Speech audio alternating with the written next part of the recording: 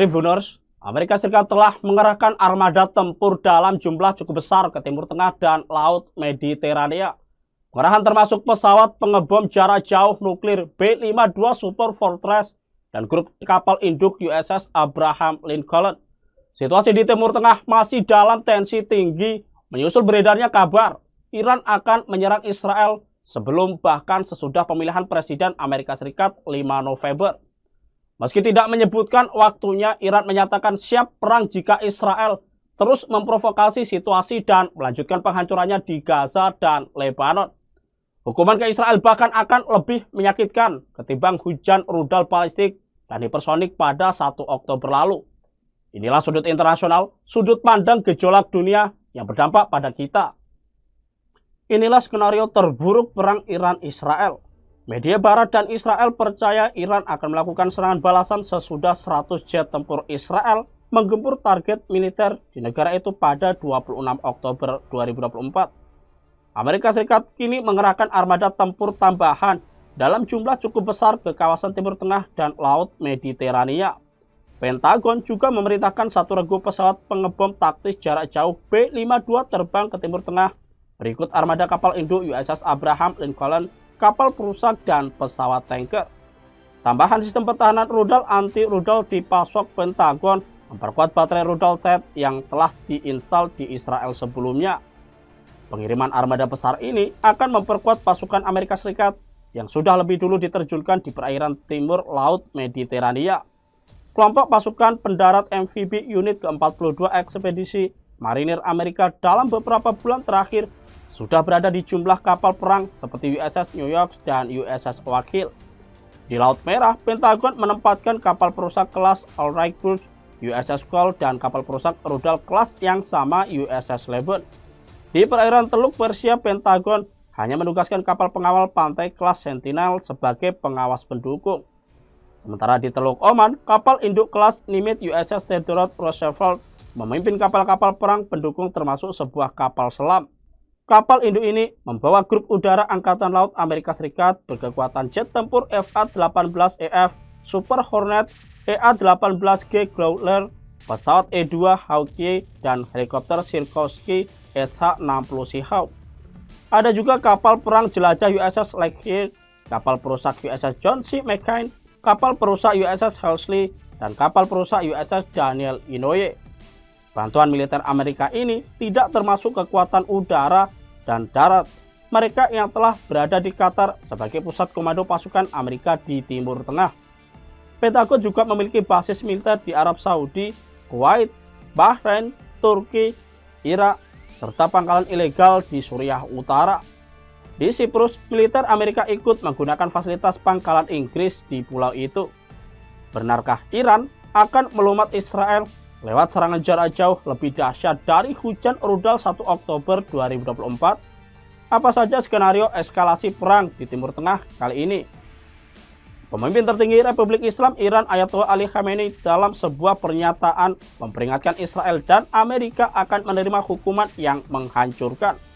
Khamenei kali ini tidak hanya menyebut Israel, tapi juga menunjuk Amerika Serikat yang pernah disebut tokoh spiritual Iran ini sebagai setan besar. Dalam perumpamaan Ali Khamenei, Israel dan Amerika akan menerima hukuman balasan seperti ketika orang mematahkan gigi. Dikutip dari saluran Telegram Press TV, Ali Khamenei memuji bangsa Iran yang mampu menunjukkan perlawanan hebat melawan kekuatan Amerika. Yang mengatakan semula banyak orang yang ragu Iran mampu melawan. Tapi kini semua orang tahu bangsa Iran bertempur gigih dan mampu menghadapi superioritas musuh besar mereka. Pernyataan terbaru Ali Khamenei muncul dalam rangka peringatan Hari Nasional Melawan Arogansi Global. Hari nasional itu diperingati setiap 4 November sebagai momentum peringatan saat kaum muda Iran menyerbu dan menduduki kedutaan besar Amerika Serikat di Teheran pada 4 November 1979. Meski tidak spesifik menyebut perintah balasan Iran ke Israel, retorika Khamenei bisa menjadi tolak ukur bagaimana situasi psikologis elit Iran saat ini. Juru bicara Korps Pengawal Revolusi Iran Brigade Jenderal Ali Mahmud Naini meyakinkan Israel tidak mampu membaca bagaimana Iran akan merespons gempuran udara Israel. Sebelumnya, Komandan Korps Pengawal Revolusi Iran Mayor Jenderal Hussein Salami mengingatkan level balasan Iran ke Israel tidak akan pernah terbayangkan siapapun. Kekuatan hujan rudal balistik dan hipersonik Iran pada 1 Oktober 2024 di Israel memang belum pernah terlihat dalam sejarah panjang konflik di Timur Tengah. Sistem kubah besi atau Iron Dome Israel jebol tidak mampu menahan laju rudal hipersonik Iran yang menyasar pangkalan udara Nevatim dan markas utama Dinas Rahasia Mossad. Gempuran rudal balistik dan rudal hipersonik Iran 1 Oktober 2024 merupakan hukuman ke Israel menyusul pembunuhan Ismail Haniyeh, Sayyid Hasan Nasrallah, dan Brigade Jenderal Abbas Nilforoushan. Abbas Nilforoushan adalah Komandan Korps Garda Revolusi Iran yang ditempatkan di Lebanon sebagai penasihat Hizbullah. Pemimpin Israel yang marah atas serangan udara ini ingin membalas langsung ke Iran, tapi Washington meredamnya karena tak ingin perang langsung berkubar skala penuh di kawasan itu. Pentagon lalu menunjukkan sistem rudal THAAD ke Israel. Ini adalah sistem rudal pertahanan udara termodern buatan Amerika yang dipercaya mampu mencegat rudal hipersonik. Setelah rudal THAAD terinstall di Gurun Negev, Israel berulah menggelar serangan terbatas ke target militer di Iran pada 26 Oktober. Ini serangan yang kurang terlihat gemanya. Meski militer mengklaim serangan 100 jet tempur Israel itu secara presisi menghancurkan pangkalan rudal Iran dan kompleks industri militer mereka. Nah, sekarang dilihat dari situasi terkini dan konfigurasi kekuatan militer negara itu, Iran tampaknya ada di posisi lebih menguntungkan. Kemampuan rudal hipersonik Iran yang terlihat pada 1 Oktober 2024 memberi keyakinan Iran akan mampu menghancurkan Israel jika level konflik meningkat. Berulang kali para pemimpin Iran memperingatkan Iran tahu Israel hanya memiliki 3 pembangkit listrik dan sumber migas di lapas pantai Haifa. Hujan rudal 1 Oktober 2024 tidak memasukkan infrastruktur energi Israel itu ke dalam target serangan mereka. Iran saat itu hanya memilih sasaran militer dan intelijen Israel saja. Jika Israel menaikkan level permusuhan dan peperangan dengan Iran, maka 3 pembangkit listrik itu akan dilumat dan Israel akan langsung terlumpuh. Apakah Iran akan mampu menembus sistem rudal THAAD yang melindungi Israel saat ini? Berkaca dari peristiwa 1 Oktober 2024, peluang itu masih terbuka lebar. Stok rudal balistik dan hipersonik Iran diyakini banyak dan bisa diluncurkan dalam satu gelombang serangan sekaligus. Baterai THAAD di satu unit peluncurannya hanya terdiri dari 8 tabung rudal, pengisian ulangnya memerlukan waktu yang cukup lama. Jika Iran mengulang atau bahkan meningkatkan jumlah serangan rudalnya lebih kuat dari operasi 1 Oktober, maka Iron Dome THAAD, David Sling, maupun sistem pertahanan udara Israel pasti akan bobol. Probabilitas kesuksesan serangan Iran tetap akan tinggi dengan catatan Yordania dan pasukan Amerika di Irak gagal mencegat rudal-rudal Iran di perjalanan menuju ke Israel. Keberhasilan itu juga akan meningkat drastis jika kelompok Houthi Yaman, Hizbullah Lebanon, Hamas, dan poros perlawanan Israel di Irak dan Suriah turut berpartisipasi dalam waktu bersamaan. Jika ini yang terjadi, sulit dibayangkan apa yang akan menimpa Israel saat mereka dihujani rudal, roket, dan artileri dari segala jurusan. Pengerahan pesawat pengebom B-52 Amerika ke Timur Tengah beberapa hari terakhir ini dimaksudkan sebagai metode penangkal supaya Iran tidak menyerang.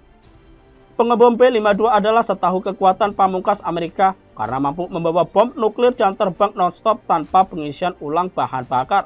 Artinya jika Israel dan Iran membuat skema kiamat, maka bukan tidak mungkin bom 52 akan terbang ke langit Iran dan menjatuhkan bom nuklir. Skema kiamat itu adalah jika Israel menargetkan pemimpin tertinggi Iran Ali Khamenei dan melenyapkannya seperti yang menimpa Ismail Haniyeh, Sayyid Hasan Nasrallah, dan lain-lain. Maka Iran akan membalasnya lewat serangan pamungkas ke Israel menggunakan rudal balistik dan hipersonik yang mungkin berhulu ledak nuklir. Ini adalah skenario paling ekstrim, skenario terburuk. Zero Sum Game jika perang skala penuh Israel-Iran tidak bisa dicegah lagi di Timur Tengah. Israel sudah pasti tidak akan mampu sendirian bertarung saat sekarang ini dikelilingi hampir oleh semua kekuatan yang memusuhinya. militer Amerika Serikat dan sekutu-sekutu baratnya, termasuk sekutu di Asia seperti Jepang dan Korea Selatan lah yang akan menyelamatkan mereka. Pemerintah Washington baik itu dikuasai oleh Demokrat maupun Republik secara terbuka telah menyatakan dukungan tak terbatas dan tak tergoyahkan oleh apapun ke Israel. Ini adalah situasi di mana Israel mendapatkan tempat istimewa di Gedung Putih maupun Capitol Hill, bahkan perlakuan yang jauh lebih istimewa dibandingkan rakyat Amerika sendiri. Lalu apakah Iran benar-benar akan kembali menyerang Israel? Benarkah serangan akan dilakukan sebelum bahkan sesudah pemilihan Presiden Amerika 5 November? Dilihat dari situasi dan kondisi serta peristiwa-peristiwa terkini, Iran tampaknya masih sanggup menahan diri. Tapi retorika-retorika ancaman dan permusuhan dari Teheran akan tetap tajam. Suasana ekologis itu juga akan dipertahankan tetap tinggi. Ini penting untuk menjaga kebatinan pasukan dan mempertahankan spirit Korps Pengawal Revolusi Islam Iran menghadapi agresivitas Israel dan Amerika. Apalagi pasukan pertahanan udara Iran memperlihatkan kesuksesan besar saat mencegat serangan 100 jet tempur Israel pada 26 Oktober. Bahkan konon saat itu ada banyak jet tempur dan rudal Israel sudah terkunci di jarak ratusan kilometer oleh sistem pertahanan udara Iran. Inilah yang kabarnya menyebabkan serangan udara Angkatan Udara Israel itu menemui banyak kegagalan, bahkan dianggap gagal total.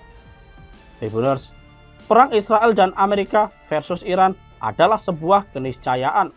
Ini hanya soal pemantik dan waktu saja yang akan menentukan. Penghancuran total Israel ke Gaza dan Lebanon Selatan dan pemusnahan massal manusia serta pengusiran paksa yang dilakukannya sudah melampaui batas. Tidak ada organisasi internasional yang mampu menghentikannya.